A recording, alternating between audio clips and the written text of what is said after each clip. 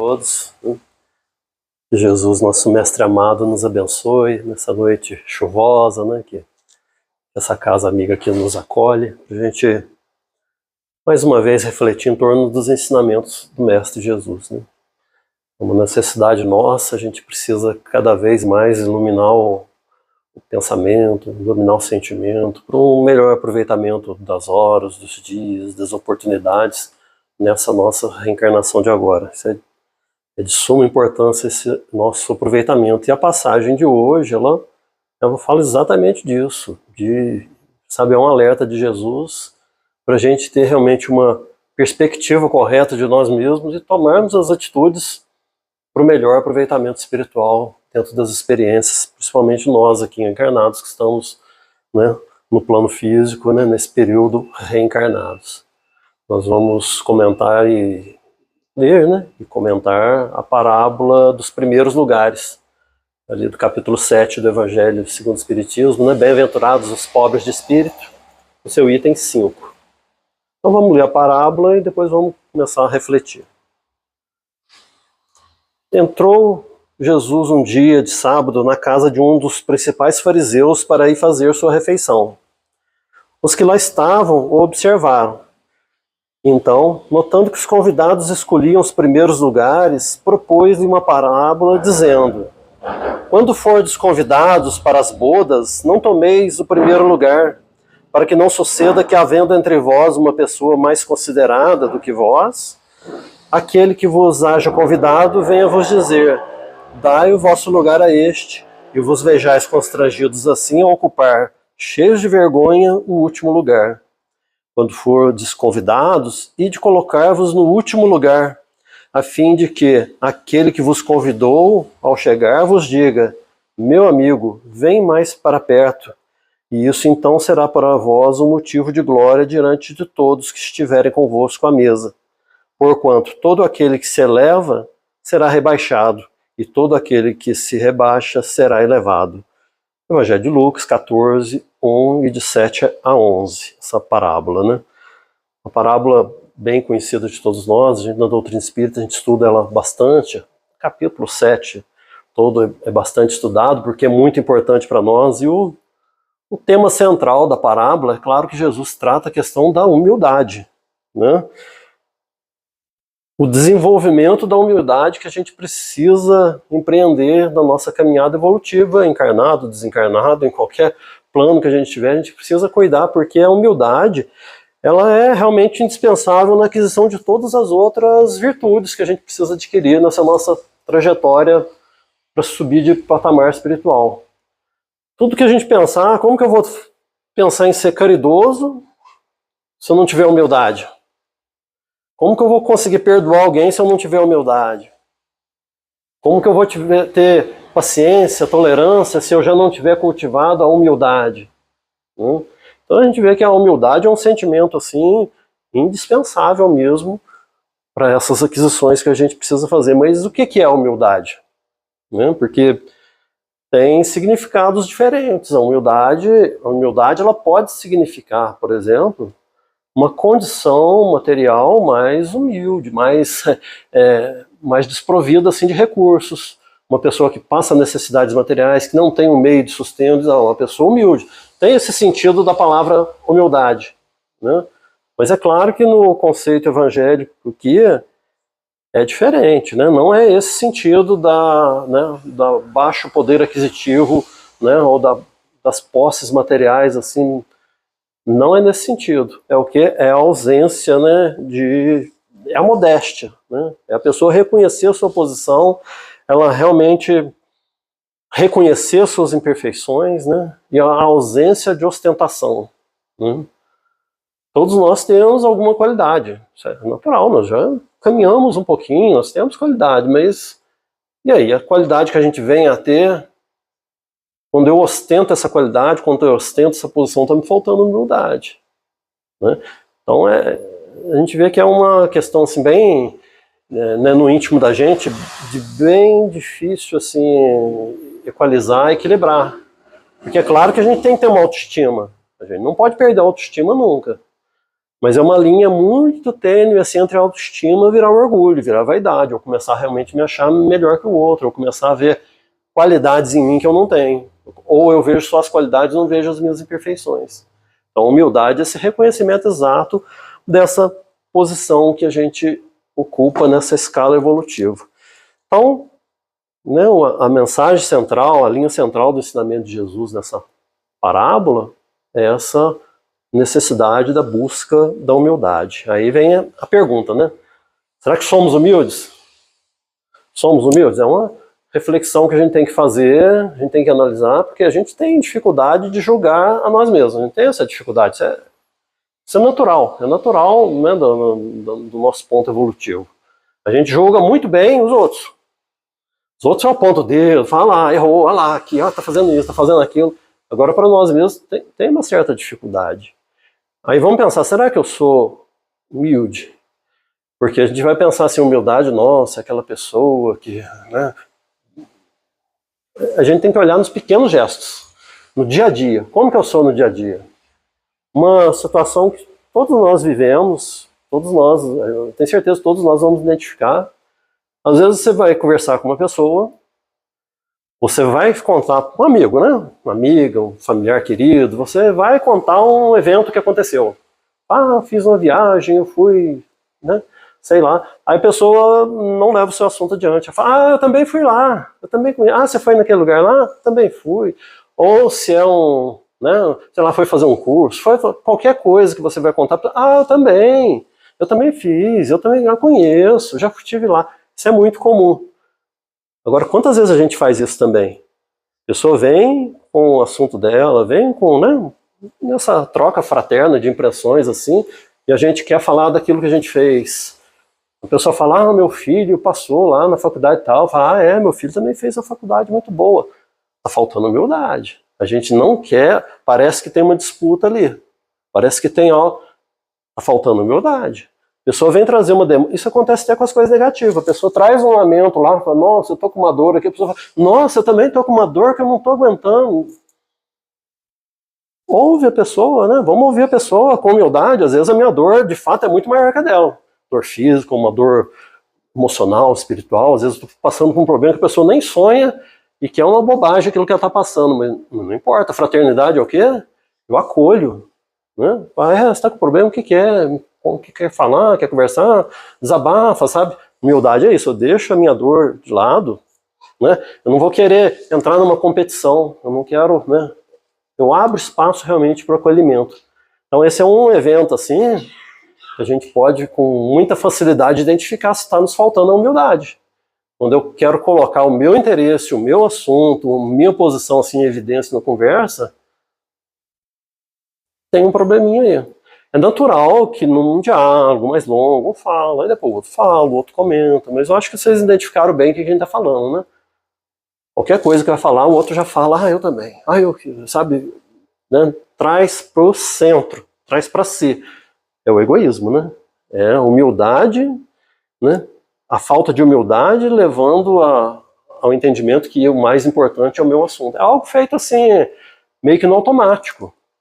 Meio assim, né, inconsciente. A gente acostuma fazer assim, ou a pessoa que a gente identifica com esse hábito acostumou a fazer assim, mas tem um problema aí de falta de humildade, de falta assim de realmente se abrir para uma fraternidade mais evangélica, mais cristã, né? Jesus, ele falou várias vezes, né?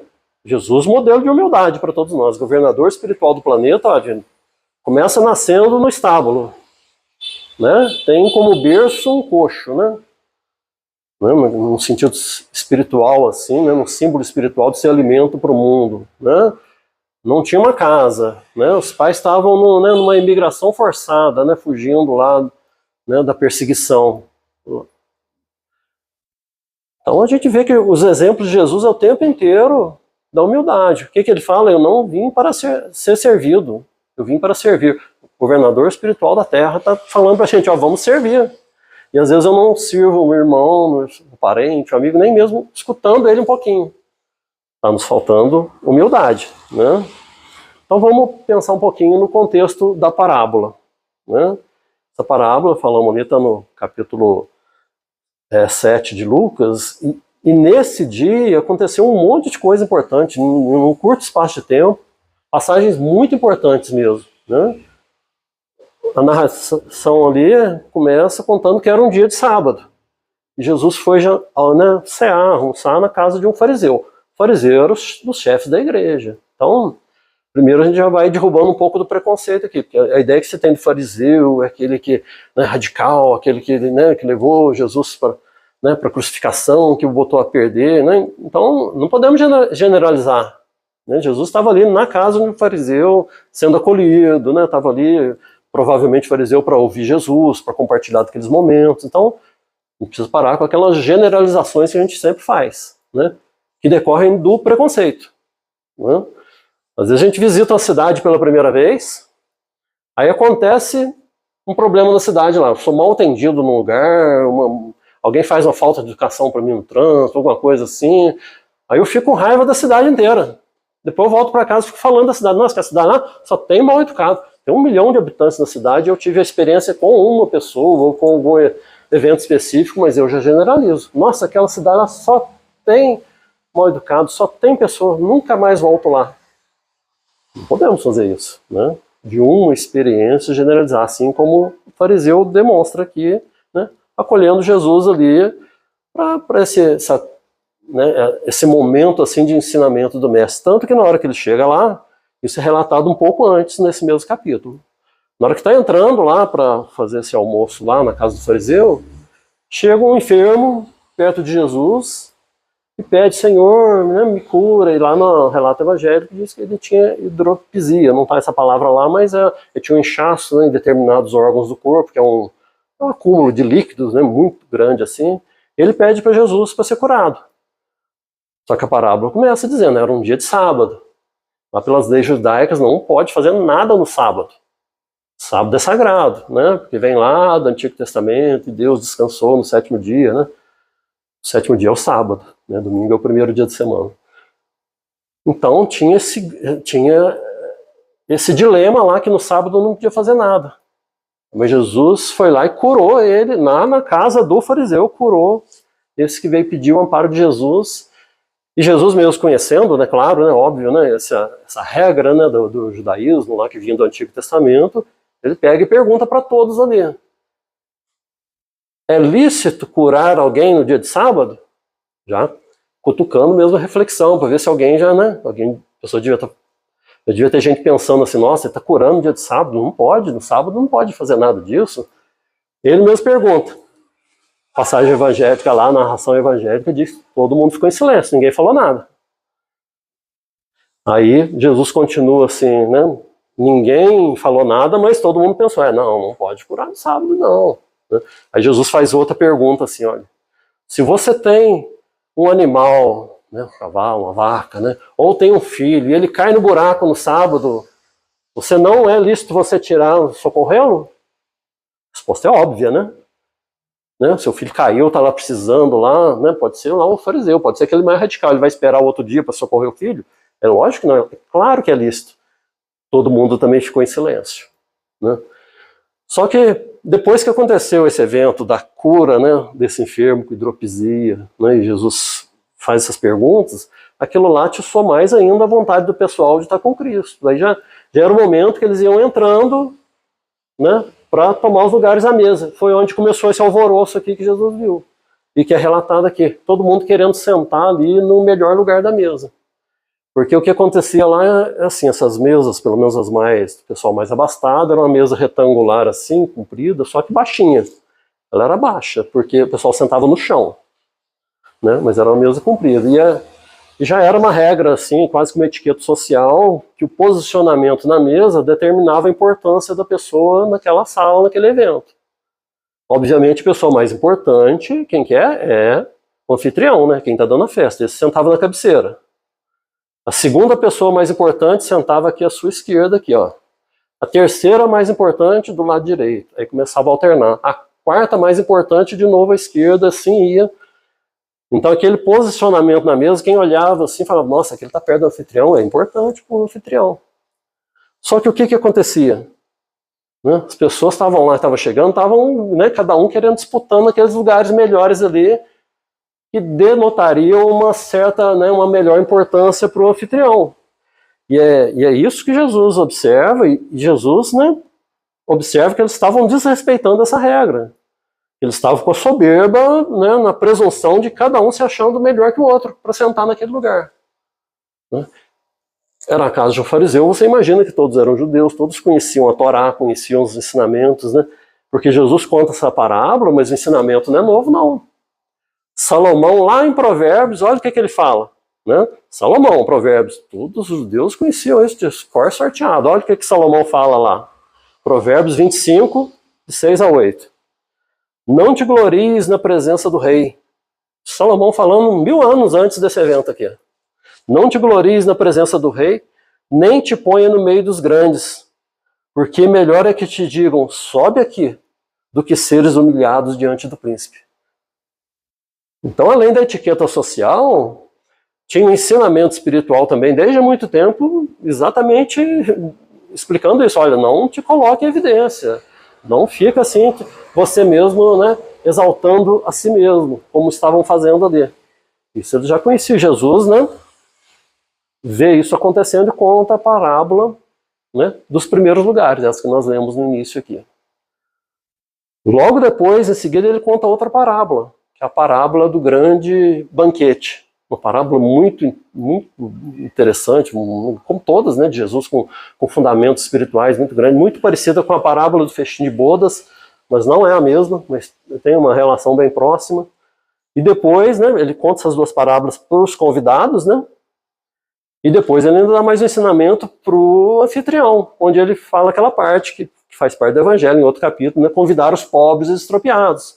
Quando derdes a ceiar, a jantar, não convideis os vossos parentes, né, irmãos que forem ricos, convidai os pobres e extropiados. Então ele dá lição para todo mundo. Lição, assim, espiritual, né? Não é lição de moral, não, né, pessoal? É a lição que Jesus veio trazer. Ensinamento através de parábola para aqueles que estavam disputando, para o anfitrião ali que estava promovendo aquele, né, aquele evento, né, dando o que Jesus veio fazer, né, a orientação espiritual, né, a luz espiritual. Né.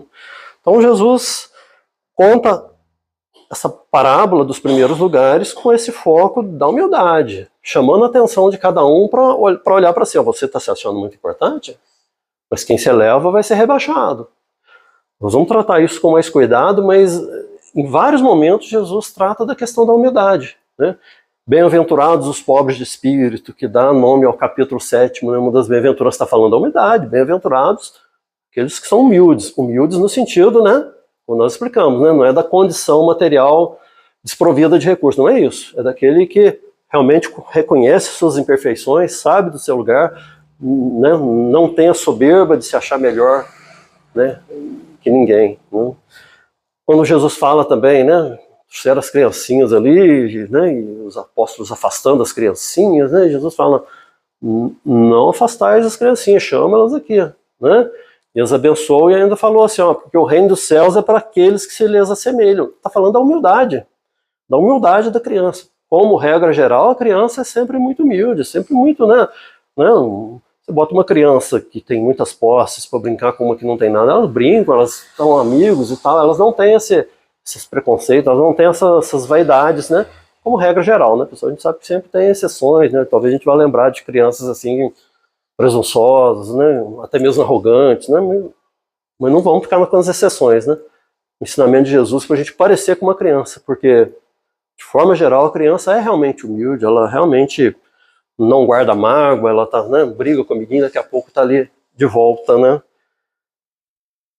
com aquele mesmo amiguinho que estava brigando agora há pouco, esqueceu a briga, porque antes, de minutos atrás era outra coisa. Jesus falando, a gente precisa ser assim, né? Releva, segue adiante, né? Valoriza o momento, né? É por isso que Jesus fala para a gente, né, o reino dos céus para aqueles que se assemelham, né, às crianças, né? Na questão da humildade, é sempre muito difícil, é aquilo que nós falamos no começo, porque às vezes é difícil da gente reconhecer onde está nos faltando a humildade, né? Onde que a gente realmente começa a reconhecer as nossas imperfeições, as nossas falhas e reconhecer o nosso verdadeiro lugar. Porque Se a gente quiser meio que forjar isso, vira aquela tal da falsa modéstia. Ah, não, né? Nossa irmã Ruth deve ter essa experiência. Quando, né, na casa espírita, né, muitos anos, 20 anos nós participando de uma casa espírita, na direção de uma casa. Então, às vezes você convidava uma pessoa para uma tarefa, aí a pessoa vem com aquela falsa modéstia. Ah, não, quem sou eu? Nossa, eu não dou conta, é uma falsa modéstia. Se o trabalho está sendo apresentado, a oportunidade está sendo apresentado, né, a gente, em tese, acredita que o trabalho foi dentro das possibilidades da pessoa. Não vai pegar uma pessoa que não gosta de falar, que não tem, assim, né, dispõe culpa para fazer um estudo, não é isso.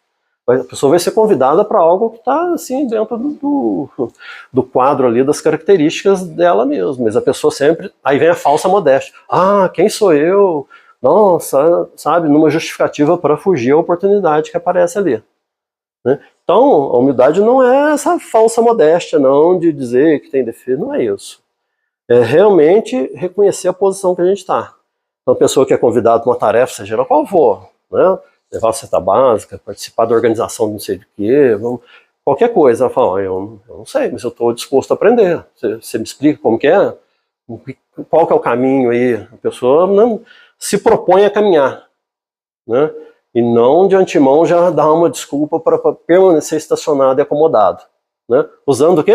Da falsa modéstia, né? De dizer, quem sou eu? Não, somos espíritos eternos, criados simples e ignorantes, numa marcha incessante de evolução. É isso que nós somos. Quem eu sou? Fala isso para a pessoa. Somos isso, nós espíritos eternos em aprendizado. Todos nós. Imperfeitos. Todos nós, sem exceção. Sem exceção. Em posições diferentes, é claro, né? Cada um está numa experiência. Cada um com livre-arbítrio, na fieira das reencarnações, foi escolhendo o caminho, foi fazendo opções que levou a experiências tais, né? Então é natural que as posições sejam diferentes, as experiências sejam diferentes. Muito natural isso. É mesmo por causa do uso do livre-arbítrio. Mas somos todos esses, o mesmo. Espíritos imortais nessa caminhada em busca de evolução, combatendo nossas imperfeições. Um exemplo de humildade verdadeira a gente vê no Chico Xavier. Né? Internet, né, é uma maravilha, assim, né? Claro que tem sempre um aspecto positivo e negativo em tudo na vida, tudo. Né? Tem livros bons e tem livros nefastos. Tem conversas boas e tem conversas que botam a perder uma pessoa. Né? Então nós vamos olhar para a internet no aspecto positivo. Então você encontra muito material de Chico Xavier, muita coisa. Então você pode beber ali na experiência, naquele exemplo de humildade daquela pessoa. Né? Esses dias eu estava vendo mesmo no YouTube aquele pinga-fogo, né? Tem lá inteirinho lá. Tem cortes, né? Mas tem inteiro, quase 3 horas de vídeo, né? Que é algo fantástico, assim. É 3 horas de Chico Xavier sendo entrevistado em rede nacional, né? E dando as respostas assim mais espiritualizadas, superiores, porque era Emmanuel assessorando e outros espíritos ali. Só que na hora que começa o programa, que fazem a apresentação do Chico Xavier e dão uma palavra para ele a primeira vez, a primeira coisa que ele fala assim é que quando ele foi convidado, ele falou ao pessoal, olha, tem pessoas mais aí, né, qualificadas para apresentar a doutrina, para discutir temas da doutrina, né? Citou alguns nomes assim, então ele se reconhecia que, né, ele não devia estar ali.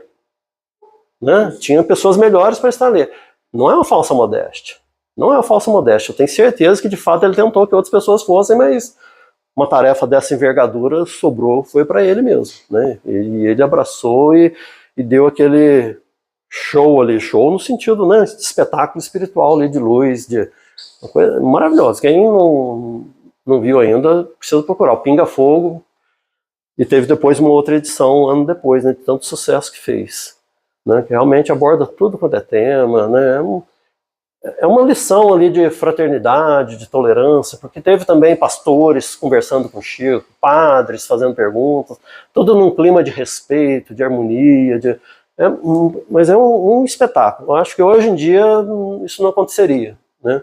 Hoje em dia, com esse radicalismo, seria difícil de ter um evento assim tão importante de transcendência espiritual com tanta concórdia, mesmo cada um com sua posição, cada um com sua religião, com seu posicionamento, mas todo mundo respeitando todo mundo. Isso é É bonito demais da conta, né? Ali a gente vê o exemplo da verdadeira humildade, né? Chico Xavier.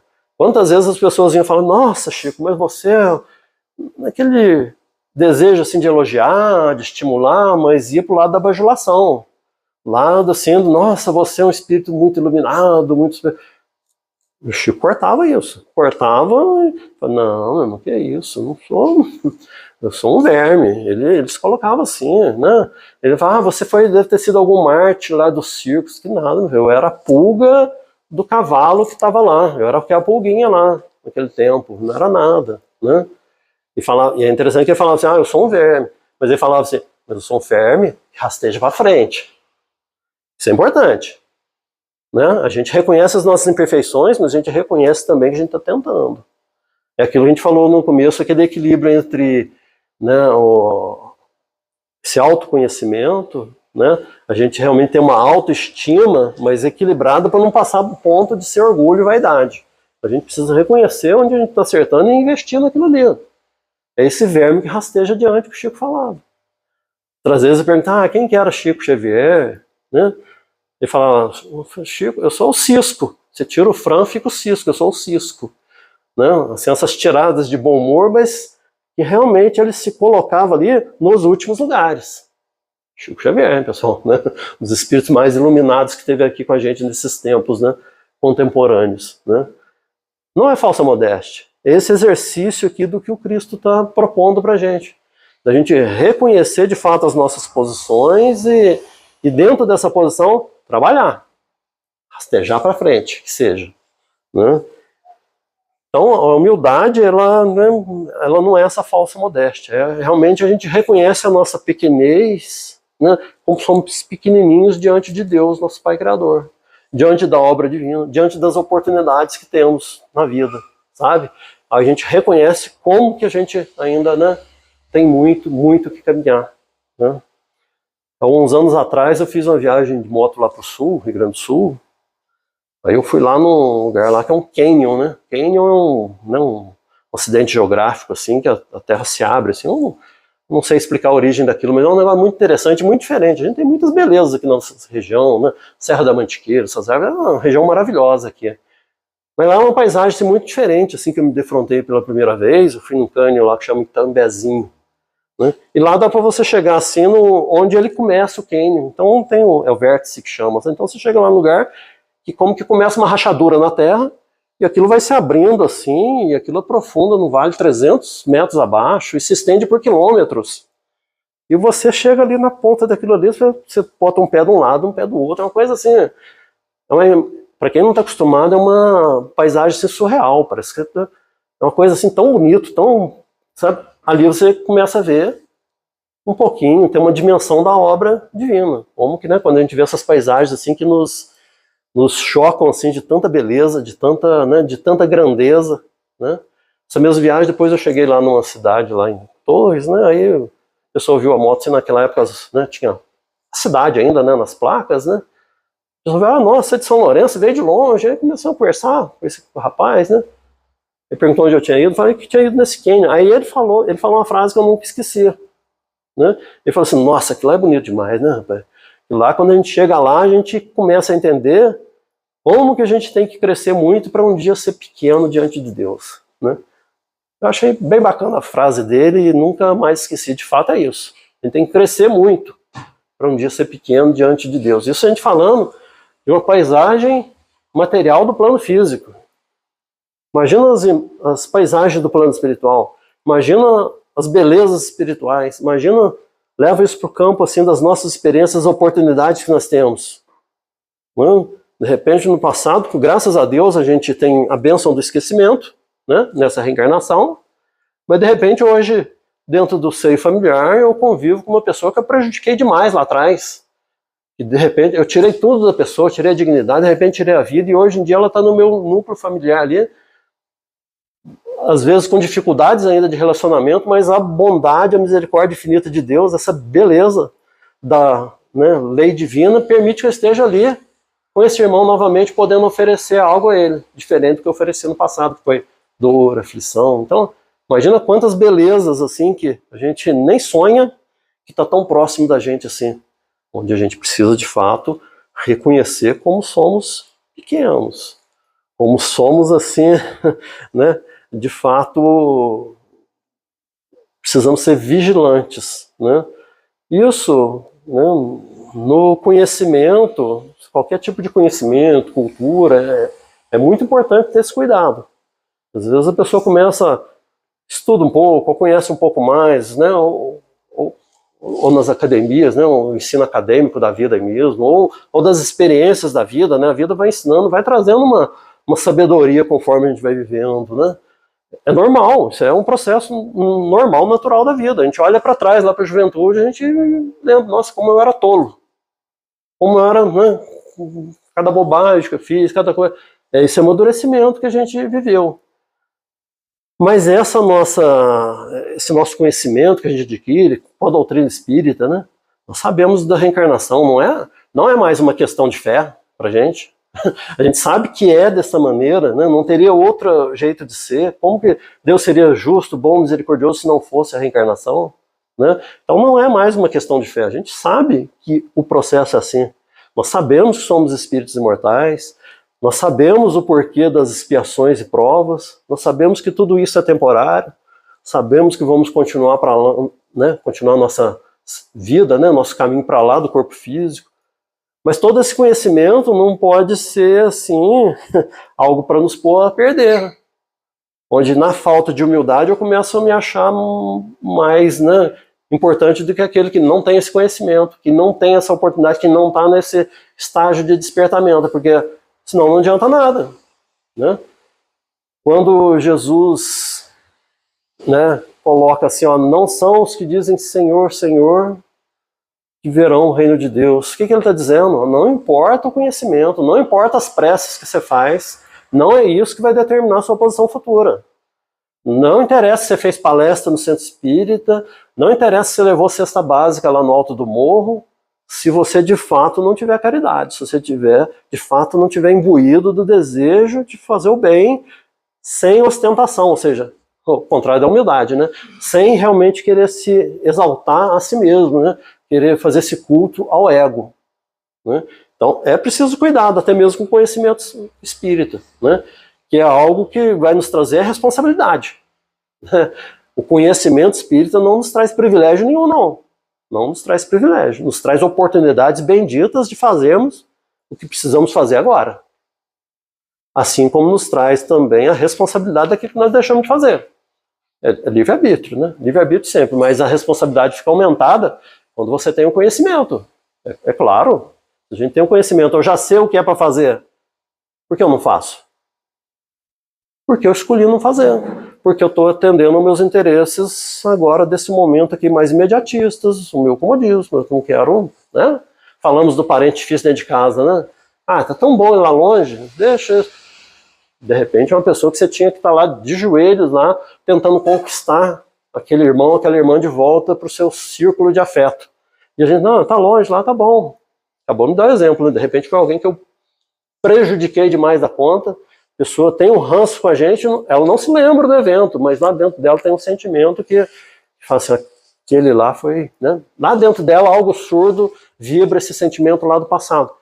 Que a gente tem, se eu for um cristão, né, um espírita consciente, o que eu vou fazer? Eu vou tentar modificar essa vibração, esse relacionamento. Eu vou fazer o oposto do que eu faço, que é deixar a pessoa lá longe. Tá lá longe, não estou encontrando, estou conversando, tá bom assim. Não é o correto, e é claro que a vida vai, né, o mecanismo da vida vai cobrar a responsabilidade de cada um de nós. Então o conhecimento, longe de ser algo para a gente, né, nos sentirmos melhor que o outro, nos colocarmos numa posição acima, nos colocarmos na posição de primeiro lugar, pelo contrário. É para a gente buscar o último lugar. Aí a gente começa a entrar nos aspectos espirituais do ensinamento do Cristo. Quando ele fala, não, quando o anfitrião convidar para uma ceia, né, pega o simbolismo espiritual disso, se o anfitrião é Deus, te convidando para uma ceia. Que ceia que é essa? Essa oportunidade de reconciliação, né? Essa oportunidade de refazer o caminho, né? Mas se eu for fazer esse caminho me achando realmente na posição mais elevada, superior, buscando o primeiro lugar, o que vai acontecer? Nesse exemplo que a gente está do parente difícil aqui, se eu falar, não, ele é uma pessoa muito atrasada, ele é muito ignorante, como é que eu vou conversar com a pessoa? Estou me colocando no primeiro lugar. Estou fazendo o oposto do que Jesus falou. Né? Agora, se eu busco o último lugar, o que é buscar o último lugar nessa ceia simbolizada aqui nessa nossa reencarnação, que é oferecido pelo anfitrião que é Deus? Eu vou me colocar no último lugar. Eu vou falar assim, não, essa pessoa tem um ranço comigo, ela tem uma dificuldade comigo, deve ter uma razão profunda. Eu vou exercitar a verdadeira humildade e tentar minimizar os danos desse relacionamento, que às vezes há anos e anos vem assim, né, se corroendo, vem criando um distanciamento maior, porque, né, o livre-arbítrio nos permite que a gente faça isso. Não, eu tenho um problema lá com a pessoa, mas eu quero ela bem longe de mim. Você quer, mas o problema continua, o laço continua, o compromisso continua. De repente, hoje é o seu cunhado, né, trazendo para esse núcleo familiar assim, seu tio, um sobrinho, né? Aí você não quis essa aproximação no uso do livre-arbítrio. Tudo bem, né? Mas o laço continua. Esse vínculo continua, que não é um vínculo, né, positivo, né? Um vínculo de débito, né? Você deve à pessoa, a pessoa tem rancor de você. Isso hoje pode estar abafado pela reencarnação, pode estar sem essas lembranças objetivas que um dia, né, não estão perdidas, vão aflorar novamente quando você e a pessoa estiver, né, liberto do corpo físico, e vai recrudescer toda aquela situação do passado que a gente desperdiçou as oportunidades de agora. Por quê? Porque a gente quis o primeiro lugar. Porque a gente procurou se elevar. Porque eu comecei puxa vida, eu estou lá no centro toda semana, né? É a pessoa que tem que se emendar, ela que tem que ser uma pessoa melhor, ela que tem que me procurar, ela que isso, transferindo para o outro uma responsabilidade, ou seja, botando o outro no último lugar. Fazendo o oposto do Cristo. Compreende o raciocínio do mestre? Eu que coloco no primeiro lugar e o outro que está errado está lá no último lugar. Ele está no último lugar, é o lugar dele lá mesmo. A nossa reflexão equivocada que Jesus busca inverter, né, aproveitando essa situação ali que de fato aconteceu, né, de uma passagem, de um evento, ele conta uma parábola. Mas com esse aspecto espiritual, com essa simbologia espiritual, que a gente busque o último lugar, exercendo a humildade, deixando de lado o nosso orgulho, o egoísmo, a vaidade. Porque o que acontece com aquele que se rebaixa? Aquele que vai para o último lugar? O que acontece com ele? Ele se eleva. Está falando da condição espiritual. Está falando do que realmente acontece na nossa trilha evolutiva. Quando eu realmente faço esse esforço, quando eu abro mão do meu personalismo, quando eu abro mão, assim, às vezes até de valores que são assim, absolutamente temporais, transitórios, né? Não estou falando de valores morais, não, mas, sabe, não, eu sou mais velho, ele tem que me respeitar. Isso é uma bobagem. Às vezes aquele espírito ali mais novo, ali, seu sobrinho ali, é um espírito muito mais vivido que você. Um espírito, né, todos nós somos espíritos multimilenares de centenas de experiências, né, dentro e fora do corpo físico antes, e de repente ele é muito mais evoluído e crescido que você, é muito mais velho espiritualmente que você. E a gente não, eu sou mais velho, ele tem que me respeitar. É claro que o jovem deve respeito aos mais velhos, né? Isso é óbvio, né? Mas às vezes a pessoa de uma forma arrogante não se dobra à humildade de buscar um entendimento. Não, eu sou mais velho, eu sou o tio dele, eu sou o avô, sei lá qual que é a relação. Baseado numa posição assim, absolutamente transitória, temporária, que não diz nada. Eu estou simplesmente me colocando no primeiro lugar.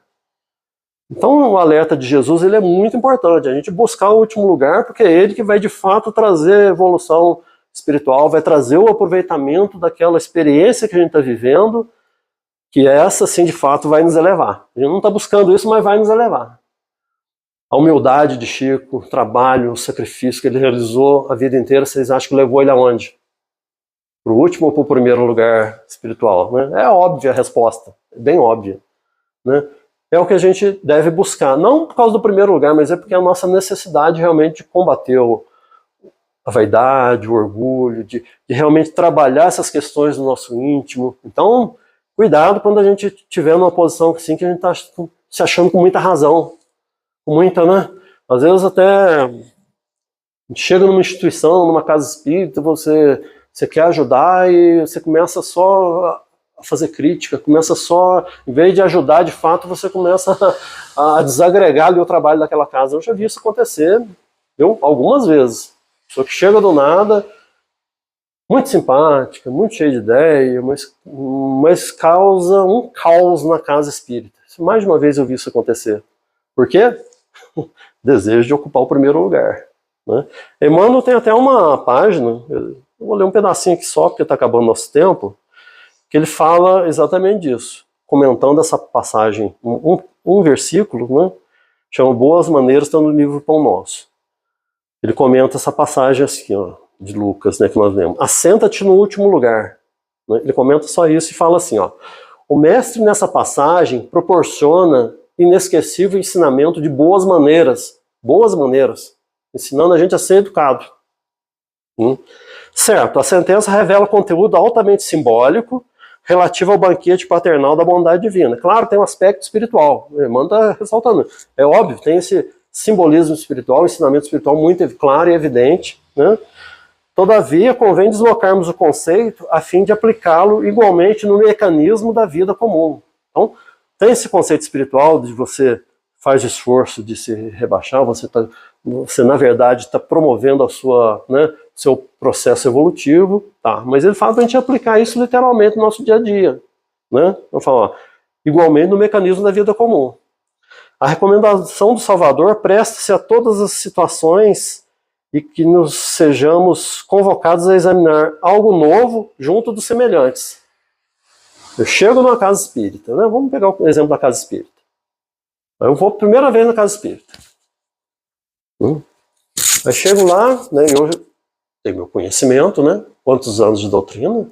Fui presidente de casa espírita, fui isso, foi que eu chego cheio de mim lá, né? Cheio, né? Me exaltando, né? Me colocando no primeiro lugar. O que acontece quando eu chego nessa posição? Eu começo a ver só defeito.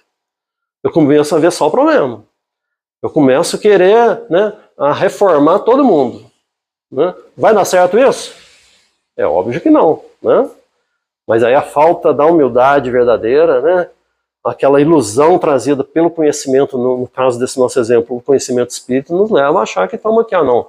Eu cheguei aqui na posição de mestre, eu vou ser o professor dessa turma aqui, eu vou ensinar para esse pessoal o que é espiritismo, como que dá passe, como que faz uma reunião, sabe?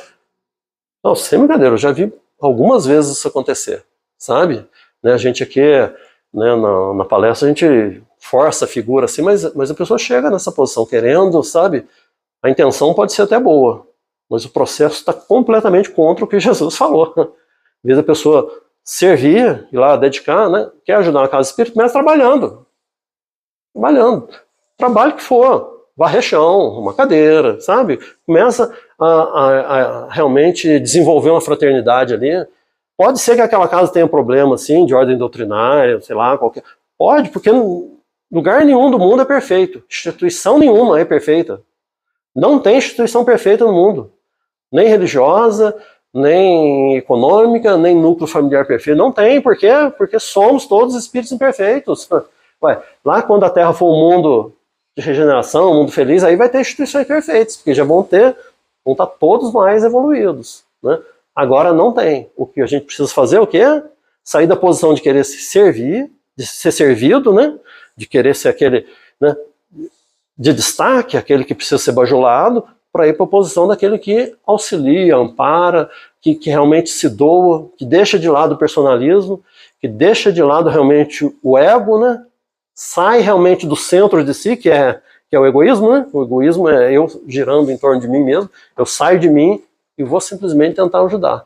Com o tempo eu vou conseguir realmente, né, de repente, auxiliar aquele ambiente de alguma maneira, mas se eu fizer do modo certo, porque é isso que Emmanuel fala, né? Alguém que penetre numa casa ou participe de uma reunião pela primeira vez, timbrando demonstrar tudo que sabe ou que é superior ao ambiente em que se encontra, torna-se intolerável no ambiente. Todos nós já vimos pessoas que são insuportáveis. Exatamente por causa dessa coisa de querer corrigir, de querer coisa, de querer... A pessoa chegou muito simpática, muito coisa. É onde a pessoa se perde exatamente por escolher o primeiro lugar. Essa é a lição de Jesus, esse é o destaque que Emmanuel faz. Ele continua com a mensagem ali, do Pão Nosso, boas maneiras. Vale a pena a gente depois ler e refletir também. Porque é no nosso dia a dia que a gente precisa buscar esses últimos lugares. Buscar realmente esses últimos lugares sem ser uma falsa modéstia, realmente reconhecendo que se eu quero ajudar, eu vou ajudar sem estar criticando. Eu vou, né? Você vai pintar essa parede aqui, às vezes chega alguém perto e fala, nossa, mas ela sujou ali a madeira, nossa, tá caindo no chão, né? Nossa, mas você está fazendo, não é assim que faz, né? Às vezes na cozinha acontece muito isso, junto o parente assim, aí vão fazer um almoço, a comida junto, aí a pessoa tá fazendo lá, aí o outro parente, o amigo começa a dar palpite, ah, não, mas você tá fazendo errado, isso não é assim não. Deixa o outro fazer do jeito dele, na sua casa você faz do seu jeito. Ou, se você for convocado, né, a ajudar, né, a pessoa de repente está fazendo lá, refogando, sei lá, fazendo o quê, fala, como que você faz isso aqui? É assim mesmo você faz? Tem um jeito melhor. É muito diferente. Aí a pessoa fala, né, pode experimentar assim, bota esse tempero, faz isso, faz aquilo, mas não. Tenho certeza, todo mundo que mexe com cozinha já passou por isso. Você faz aquele negócio há 20 anos, 30 anos, e a pessoa quer que você faça de um jeito diferente, porque é o jeito que ela faz. Na cabeça dela, ela está tentando ajudar, ela está querendo te ensinar o jeito certo, mas na verdade ela está só exaltando a si mesma. Se colocando no primeiro lugar, né, onde ela devia se colocar no último, que de repente poderia realmente, de fato, ajudar em alguma coisa. Então, nosso tempo acabou, mas que a gente possa ficar com essas reflexões da humildade. Quando Jesus fala para a gente se colocar nos últimos lugares, não é para a gente considerar só uma historinha de Jesus, não. É de fato, literalmente, a gente buscar se apagar, né? Mantendo a nossa autoestima, pessoal, é aquilo que a gente falou do equilíbrio, né? Não é pra gente começar a se deprimir, começar a se achar um nada, não é isso, não se trata disso. É não ter a exaltação do eu, do ego, da vaidade, do orgulho, onde eu tenho a arrogância, a prepotência de me achar melhor que o outro. Não, eu me coloco no último lugar, abaixo do outro, e ali naquela posição, talvez eu consiga fazer algo. Talvez eu consiga caminhar, talvez eu consiga desenvolver a tolerância, a fraternidade e de repente até auxiliar naquele ambiente que eu estou, seja familiar, seja no núcleo espírita, seja no trabalho, seja onde for. Esse é o grande alerta de Jesus, para a gente vigiar e buscar essa humildade. Muito obrigado, pessoal, muita paz, muita luz a todos.